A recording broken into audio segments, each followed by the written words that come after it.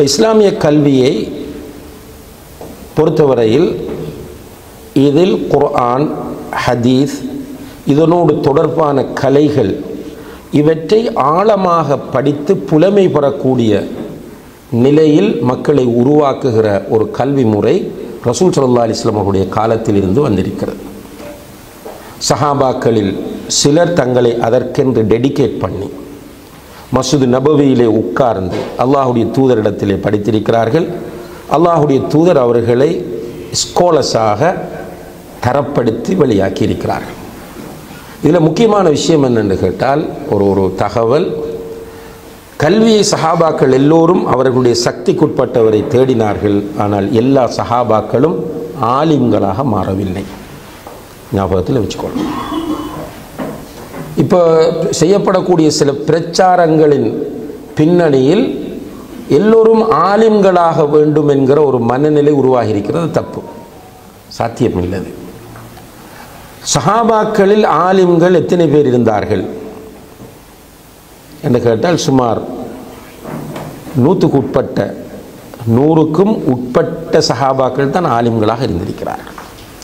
சில அறிஞர்கள் 120 பேர் என்று குறிப்பிடுகிறார். ரைட். அப்போ சஹாபாக்கள் எத்தனை பேர் இருந்தார்கள்? இப்போ ஹஜ்ஜத்துல் விதாவில் ரசூலுல்லாஹி அலைஹி வஸல்லம் அவர்களோடு ஹஜ் செய்வதற்காக வந்த சஹாபாக்களுடைய எண்ணிக்கை 1,00,000க்கு மேல். இப்போ லட்சக்கணக்கான சஹாபாக்கள் இருந்திருக்கிற ஆலிம்கள் எத்தனை பேர்? 120 என்று எடுப்போம். எத்தனை ஆலிம்கள் இருந்திருக்கிறார்கள்? 120. அப்போ ஆலிம்கள் 120 என்பது நம்ம கவனத்தில் கொள்ளப்பட வேண்டிய ஒன்றாகும். பேசுகிற எல்லோரும் ஆலிம்களும் அல்ல. ஒவ்வொரு முஸ்லிமும் தாயியாக இருக்க வேண்டும். இது ஒரு பேசிக்கான விஷயம்.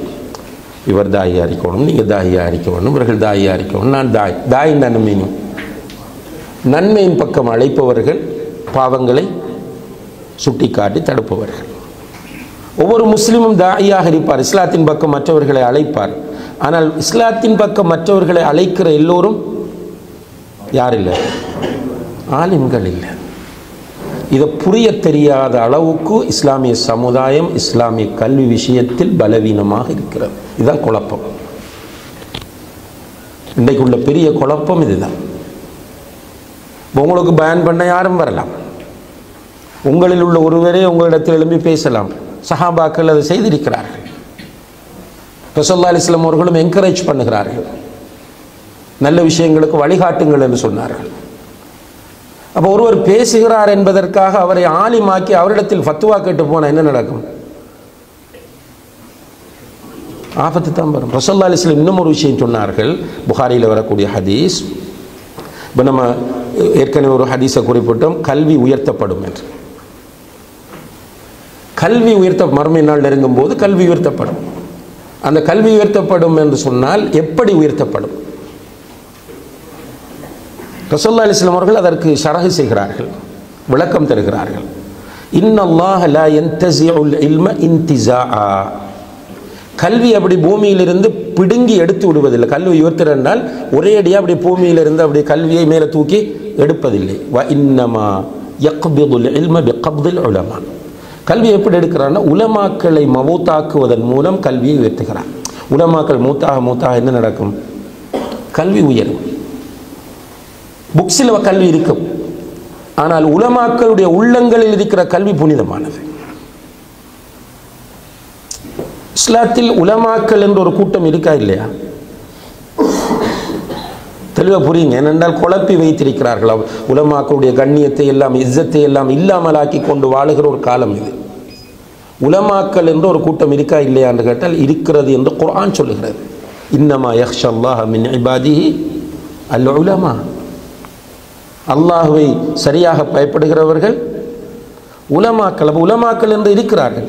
இந்த ஹதீஸ்ல இன்னல்லாஹ லா யக்பிதுல் இல்ம இன்திஸாஅன் யன்தஸிஉஹு வ இன்னமா யக்பிதுல் இல்ம பிகப்தில் உலமா. உலமாக்களுடைய உயிர்களை எடுப்பதன், உலமாக்கள் என்ற ஒரு குரூப் இருப்பார்கள். உலமாக்கள் நிறைய பேர் இருப்பார்களா? இல்லை, கம்மியாக தான் இருப்பாங்க.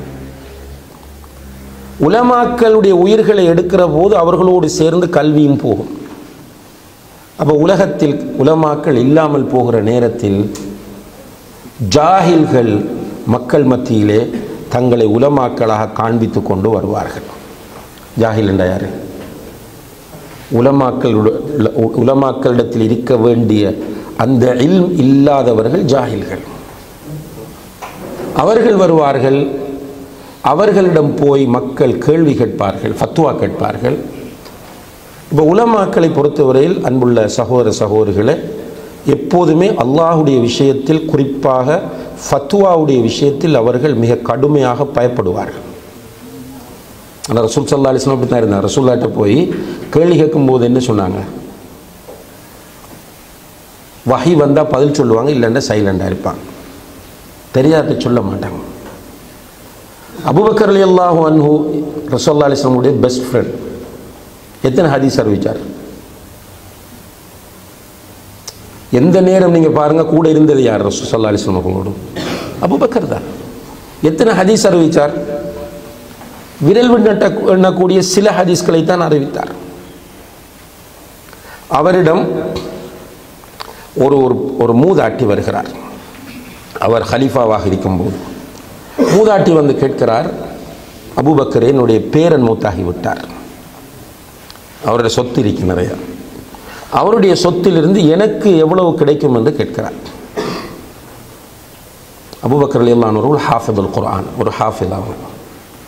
அவங்க சொன்னாங்க, லைஸ லக்கி ஃபீ கிதாபில்லாஹி ஷை, அல்லாஹுடைய வேதத்தில் உனக்கு எந்த பங்கும் சொல்லப்படவில்லை. குர்ஆனில் பேரன் மௌத்தானா பேரனுடைய சொத்திலிருந்து பாட்டிக்கு என்ன பங்கு இருக்கிறது என்பது குர்ஆனில் இல்லை. அதை கன்ஃபார்மாக சொல்லிட்டாங்க. அதே நேரத்தில் வலா அஅலமு லக்கி மினஸ் சுன்னா, அல்லாஹ் அக்பர், சுன்னாவில் ஹதீஸில் உனக்கு என்ன சொல்லப்பட்டிருக்கிறது என்பது எனக்கு தெரியாது என்றார்கள். சுப்ஹானல்லாஹ், என்ன பக்குவம்! அப்போதான் ஒரு சஹாபி எழுந்து சொன்னார், அபூபக்கரே, ரசூலுல்லாஹி அலைஹி வஸல்லம் அவர்கள் பேரனுடைய சொத்திலிருந்து பாட்டிக்கு 1/6 கொடுக்க சொன்னார்கள் என்று சொன்னபோது அபூபக்கர் அதை கன்ஃபார்ம் பண்ணுறதுக்காக கேட்டார், வேறு யாராவது இதுக்கு சாட்சி சொல்கிறீங்களான்னு. இன்னும் ஒருவர் எழுந்து சொன்னார், நானும் அதற்கு சாட்சி என்று சொன்னதுக்கு பிறகு அந்த பாட்டிக்கு சொன்னார்கள், உன்னுடைய பேரனுடைய சொத்திலிருந்து உனக்கு 1/6. உலமாக்கள் பயப்படுவார்கள். அபு மூசா ரலியல்லாஹு அன்ஹு, இப்னு மஸ்ஊத் ரலியல்லாஹு, ரெண்டு பேரும் சமகாலத்தில் இருக்கிறார்கள். அபு மூசா ரலியல்லாஹு அன்ஹுகளிடம் போய் வாரிசுரிமை தொடர்பாக ஒரு கேள்வியை சஹாபாக்கள் கேட்டபோது அவர் சொன்னார், என்னுடைய நாலேஜுக்கு பட்டவரை இதுதான் அதில் உள்ள சொல்யூஷன், இருந்தால் எனக்கு கன்ஃபார்ம் இல்லை, நீங்கள் இப்னு மஸ்ஊதிடம் போய் இது சம்பந்தமாக கன்ஃபார்ம் பண்ணிக்கொள்ளுங்கள் என்று சொல்கிறார். இப்போ இப்னு மஸ்ஊத் ரலியல்லாஹு அன்ஹுவிடம் போய் இந்த செய்தியை சொன்ன உடனே இப்னு மஸ்ஊத் சொன்னார், அபு மூசா தீர்ப்பு தந்தபடி அல்லது அபு மூசா சொன்னபடி நான் சொல்ல வந்தால் நான் வழிகட்டு போவேன், அபு மூசா சொன்னது தப்பு என்று சொல்கிறார். அபு மூசா சொன்னது தப்பு என்று சரியான ஃபத்வாவை இப்னு மஸ்ஊத் ரலியல்லாஹு அன்ஹு வந்தவர்களுக்கு சொல்லுகிறார்கள். அபு மூசாவோட கண்டிஷன் என்ன? இப்னு மஸ்ஊதிடம் கேட்டுவிட்டு என்னிடம் நீங்கள் வந்து தகவலை சொல்ல வேண்டும். திரும்பி வாராங்க, வந்து இப்னு மஸ்ஊத் ரலியல்லாஹு அன்ஹு அவர்கள் இப்படித்தான் சொன்னார்கள் என்று சொன்னபோது அபூ மூஸா அல்-அஷ்அரி ரலியல்லாஹு அன்ஹு ஹதீஸ் அறிவிச்சவர், அவர் சொல்லுகிறார், லா தஸ்அலூனி மா தாம ஹாதல் ஹப்ரு ஃபீக்கும். சுப்ஹானல்லாஹ், இந்த அறிஞர் உங்கள் மத்தியில் இருக்கும் வரைக்கும் என்னிடம் ஃபத்வா கேட்டு வராதீர்கள் என்றார்கள். இதுதான் பக்குவம். உலமாவாக இருந்தால், ஆலிமாக இருந்தால் இந்த பக்குவம் வரும். ஆனால் என்ன பிரச்சனை, இப்போ நம்ம எல்லாரும் ஃபத்வா கொடுக்குறோமா இல்லையா? ரூமில் நீங்கள் உட்கார்ந்து கேஷுவலாக பேசி கொண்டிருக்கிற நேரத்தில் ஒரு மஸ்அலா வருது, அல்லது வீட்டில் ஹஸ்பண்ட் அண்ட் ஒய்ஃப் பிள்ளைகள் பேசி கொண்டிருக்கும் போது ஒரு மஸ்அலா சம்பந்தமான டிஸ்கஷன் வருது, ஃபத்வா கொடுக்குறோமா இல்லையா? இதை விட கவலையான விஷயம் என்ன தெரியுமா? சில வீடுகளில் மௌலவிகள் இருப்பார்கள், அவர்கள் உட்கார்ந்திருக்கும் போது வீட்டில் உள்ள ஏனையோர் ஃபத்வா கொடுப்பாங்க, அவர் பேச மாட்டார். இது அறியாமையினுடைய ஒரு வெளிப்பாடு தான். அப்போ உலமாக்கள் இந்த சமுதாயத்தில் உருவாக்கப்பட வேண்டும் என்பது ஒரு தார்மீக பொறுப்பாகும். இந்த உலமாக்களை உருவாக்குவதற்காக வேண்டி அந்த காலத்தில் இருந்து பல கல்வி முறைகள் பின்பற்றப்பட்டு வந்திருக்கின்றன. இந்த குருகுல கல்வி என்று சொல்வார்கள். குருகுல கல்வி என்றால் இப்போ இந்த நிவாமியான்ற சிஸ்டம், இப்போ தான் சிலபஸ், பீரியட்ஸ் இதெல்லாம் போட்டு கரிக்குலம் எல்லாம் போட்டு பாடம் நடத்துறது. அப்போ அது இருக்கல. உலமாக்கள்கிட்ட போய் உட்கார்றது, குர்ஆனை பாடமாக்குறது, கிதாபை பாடமாக்குறது, பாடம் கொடுக்கறது, இப்படி இருந்து வந்து பிறகு ஒரு 1000 வருடங்களுக்கு முன்னால், இன்றைக்கு 1000 வருடங்களுக்கு முன்னால் அந்த ஒரு மெத்தடிக்கலாக சிஸ்டமேட்டிக்கலாக படிக்கக்கூடிய ஒரு முறை உருவாகி வந்து அதிலிருந்து பரிணாமம் பெற்ற ஒன்று தான் இந்த அரபு கல்லூரிகள். இதிலிருந்து பரிணாமம் பெற்ற ஒன்று தான் அரபு கல்லூரிகள். இப்போ அரபு கல்லூரிகள் மாஷா அல்லாஹ் இப்போ நம்முடைய தமிழ்நாடு, இலங்கை எடுத்துக்கொண்டால் நிறைய இருக்கிறது. இந்தியாவில் தாராளமாக இருக்குது. ஆனால் தமிழ்நாட்டில் இலங்கையோடு ஒப்பிடும்போது குறைவாக இருக்கிறது. இப்போ இலங்கையில் 20 லட்சம் முஸ்லீம்கள் இருக்கிறார்கள். கிட்டத்தட்ட இலங்கை கவர்மெண்ட்டில் ரெஜிஸ்டர் பண்ணப்பட்ட 320 அரபு கல்லூரிகள் இருக்கு. ரெஜிஸ்டர் பண்ணப்படாமல் ஒரு 100க்கும் மேற்பட்ட அரபு கல்லூரிகள் இருக்கு. ரைட். அங்கே ஜமாத்துல் உலமா என்று ஒன்று இருக்கிற, ஜம்மியத்துல் உலமா என்று சொல்வார்கள், ACJU என்றும் சொல்வார்கள் சுருக்கமாக. அதில் பதிவு செய்யப்பட்ட மௌலவிகள் 10,000க்கு மேல் இருக்கிறார்கள் ஸ்ரீலங்காவில். தமிழ்நாட்டை பொறுத்தவரையில் கிட்டத்தட்ட அரச தகவல்களின்படி 35-40 லட்சம் முஸ்லீம்கள் என்றாலும் அங்கே ஒரு 60 லட்சத்துக்கு மேற்பட்ட முஸ்லீம்கள் இருக்கிறார்கள்.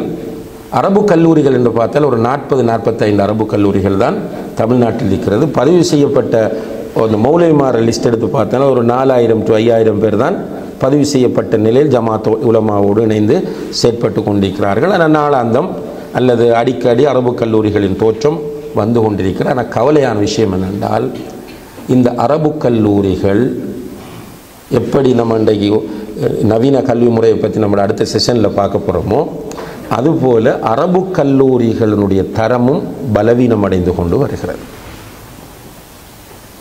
அரபு கல்லூரிகளுடைய ஸ்டாண்டர்ட் குறைந்து கொண்டு வருகிறது. முதல் அரபு கல்லூரிகளில் பெரிய பெரிய கிதாபுகள் படிப்பிக்கப்படும். அந்த கிதாபுகளை மனப்பாடம் செய்வார்கள். வரக்கூடிய உலமாக்கள் ஃபுல்லாக அதற்கென்று தங்களை டெடிகேட் பண்ணுவார்கள். இப்போ அரபு கல்லூரிகளில் படிக்கிறவர்கள் நிறைய பேர், கவலையான விஷயம், மார்க்க ஈடுபாட்டை விட அவர்கள் தங்களுடைய அந்த கல்வியை பயன்படுத்தி எங்கேயாவது ஒரு நல்ல ஜாப் கிடைத்தால் அதில் ஈடுபட்டு இந்த தாவாவுடைய விஷயத்தில் வீக்காகி கொண்டு வருகிறார்கள். அரபு கல்லூரிகள் பெரும்பாலும் இன்னும் தமிழ்நாட்டில் செரிட்டியாகத்தான் அது இயங்கிக் கொண்டிருக்கிறது. ஸ்ரீலங்காவை பொறுத்தவரையில் ஓரளவு ஃபீஸ் அறவிடுகிறார்கள், கணிசமான அளவு ஃபீஸ் அறவிட்டு அரபு கல்லூரிகள் தரப்படுத்தப்பட்டிருக்கின்றன. கல்வி பலவீனம் அடைந்து கொண்டு போகிறது என்பது ஒரு கவலையான கசப்பான விஷயமாகும். இப்போ நம்ம சொல்ல வாரது என்னென்றால், எல்லோரும் நம்முடைய பிள்ளைகள் அரபு கல்லூரியில் போட வேண்டுமான்னு கேட்டால் கிடையாது. இந்த மகன் ஆலிமாகணும், ஆலிமாக வேண்டும் என்று எல்லோரும் யோசித்தா நல்ல விஷயம், அல்ஹம்துலில்லாஹ். ஆனால் அரபு கல்லூரியில் தான் என்னுடைய பிள்ளை படிக்க வேண்டும் என்கிற அவசியம் கிடையாது. ரைட். ஆனால் நல்ல கல்வி நம்முடைய பிள்ளைகளுக்கு கொடுக்கப்படும். அதில் பெற்றோர் கவனமாக இருக்க வேண்டும். மாநாட்டு தீம் என்னது? இஸ்லாமிய குடும்பவியல். அதுக்கு என்ன போட்டிருக்கிறாங்க? 66வது அத்தியாயத்தின் 6வது வசனம், யா அய்யுஹல்லதீன ஆமனூ கூ அன்ஃபுஸக்கும் வ அஹ்லீக்கும் நாரா. உண்மையான புத்திசாலிகள் யார் என்றால், இந்த உலக நெருப்பிலிருந்து பிள்ளைகளை பாதுகாப்பவன் அல்ல, நரக நெருப்பிலிருந்து தன்னுடைய பிள்ளைகளை பாதுகாக்கிறவன் தான் உண்மையான புத்திசாலி. എന്നാൽ இந்த உலகத்தில் ஒரு பிள்ளை நெருப்பில் விழுந்து மௌத்தாயிற்று என்று சொன்னால் அந்த பிள்ளைக்கு திரும்ப ஒரு வாழ்வு இருக்கிறது. நம்முடைய நம்பிக்கையின்படி அந்த பிள்ளை எழுப்பும்போது அல்லாஹ் எப்படி எழுப்புவான்? அது நல்ல பிள்ளையாக வாழ்ந்திருக்குமாக இருந்தால் அல்லாஹு தஆலா ஒரு சிறப்பான தோற்றத்தோடு தான் எழுப்புவான். சுவர்க்கத்திற்குள் நுழைவிக்கும் போது அந்த பிள்ளை எப்படி நுழைவிப்பான்? முழு நிலவை போன்ற பிரகாசமான தோற்றத்தோடு தான் சொர்க்கத்திற்குள் நுழைவிப்பான். நம்முடைய பிள்ளை இந்த உலக நெருப்பில் விழுந்து விட்டது என்பதற்கு நம்ம பெரிதாக அலட்ட வேண்டிய அவசியம் இல்லை. நேச்சுரலாக ஒரு கவலை வரலாம். ஆனால் அந்த கவலைக்கு விடுதலை இருக்கிறதா இல்லையா? இருக்கிறது. மறுமை நம்பிக்கை என்கிற அடிப்படையில் இப்போ ஒருவருக்கு ஒரு மாற்றுத்திறனாளியான ஒரு குழந்தை கிடைத்திருக்கிறது. அவரிடத்தில் ஈமான் இருந்தால் அதை அவர் என்ஜாய் பண்ணுவார். எனக்கு இப்படி ஒரு குழந்தை கிடைத்து விட்டதே என்று அந்த குழந்தையை மறைத்து வெளியில் யாருக்கும் காட்டாமல் ஒளித்து வைப்பவர் யார் தெரியுமா? உலகத்தை ஈமான் கொண்டவர், மறுமையில் உறுதியான நம்பிக்கை இல்லாதவர். ஆனால் மறுமை நம்பிக்கை உள்ள ஒருவர் என்ன நினைப்பார் என்றால், அல்ஹம்துலில்லாஹ் அல்ஹம்துலில்லாஹ் சும்மா அல்ஹம்துலில்லாஹ், அல்லாஹ் நான் சுவர்க்கம் போவதற்கு இந்த உலகத்தில் எனக்கு ஒரு பெரிய பாக்கியத்தை தந்திருக்கிறான். அந்த பிள்ளையை அவர் வளர்த்து அதில் மகிழ்ச்சி அடைந்து என்ஜாய் பண்ணி சொர்க்கம் போவார். எனவே ஒரு புத்திசாலியான தந்தை யார் என்றால், உலக நெருப்பிலிருந்தும் தன்னுடைய பிள்ளையை பாதுகாத்து, பேசிக்காக நரக நெருப்பிலிருந்து தன்னுடைய பிள்ளையை பாதுகாப்பதற்காக யார் நியத்து வைத்து பாடுபடுகிறாரோ அவர்தான் புத்திசாலியான தந்தையா. அந்த அடிப்படையில் அல்ஹம்துலில்லாஹ் அரபு கல்லூரிகள் நிறைய இருக்கின்றன. அதிலே உங்களுடைய பிள்ளையை விட விரும்பினால் விடலாம். அல்லது அல்ஹம்துலில்லாஹ் என்று மார்க்கத்தை ஒரு ப்ராப்பரான முறையிலே படிப்பதற்கான செட்டப் உலகத்தில் பல இடங்களில் இருக்கிறது. இப்போ +2 உங்களுடைய பிள்ளை சயின்ஸ் செட் எடுத்திருக்கிறார், அல்லது மெத் செட் எடுத்திருக்கிறார், இன்ஜினியரிங் குறி எடுத்திருக்கிறார், அல்லது ஆர்ட்ஸ் எடுத்திருக்கிறார். அவர் வெளிநாடுகளில் உள்ள, உதாரணமாக சவுதி அரேபியாவிலே கிட்டத்தட்ட 20-23 பல்கலைக்கழகங்களிலே மார்க்க கல்வியை போதிக்கிறார்கள். அந்த கல்லூரிகளில், அந்த பல்கலைக்கழகங்களிலே இந்த பிள்ளைகளுக்கு இலவச அனுமதி ஸ்காலர்ஷிப்போடு கொடுக்குறாங்க, ஸ்டைஃபண்டும் கொடுக்குறார்கள். இப்போ +2 முடித்த பிறகும் உங்களுடைய பிள்ளையை நீங்கள் ஒரு ஆலிமாக ஆக்குவதற்கான வாய்ப்பு இருக்கிறது. 23 சுமார் 23 சில நேரம் கூடுதலாக இருக்கோ தெரியல, நான் சொல்கிறது 2 வருஷத்துக்கு முன்னால் உள்ள தகவல். அதே போல் துபாயிலும் உங்களுக்கு வாய்ப்பு இருக்கிறது. இப்போது ஸ்ரீலங்காவிலிருந்து துபாய்க்கு வந்து அல் ஐன் என்று சொல்லக்கூடிய யூனிவர்சிட்டியில் படிக்கிறார்கள். காசிம் என்று நினைக்கிறேன், அல் காசிம் யூனிவர்சிட்டி, இப்படியான இடங்களுக்கெல்லாம் ஸ்காலர்ஷிப் கொடுத்து எடுக்கிறார்கள். எல்லாம் மார்க்கம் படிக்கக்கூடிய வாய்ப்பு கிடைக்கிறது. குவைத்தில் இருக்கிறது, அதுபோல் இன்னும் பல எகிப்தில் இருக்கிறது. அப்போ நம்முடைய பிள்ளைகளுக்கு நம்ம என்ன கொடுக்க வேண்டும் என்றால், மறுமையில் அவர்கள் வெற்றி பெறுவதற்கு தேவையான முறையில் இந்த உலக வாழ்க்கையை ஒழுங்குபடுத்துவதற்குரிய கல்வியை நாம் அவர்களுக்கு கொடுக்க வேண்டும் என்பதுதான் இன்றிருக்கிற மிக முக்கியமான விஷயமாகும்.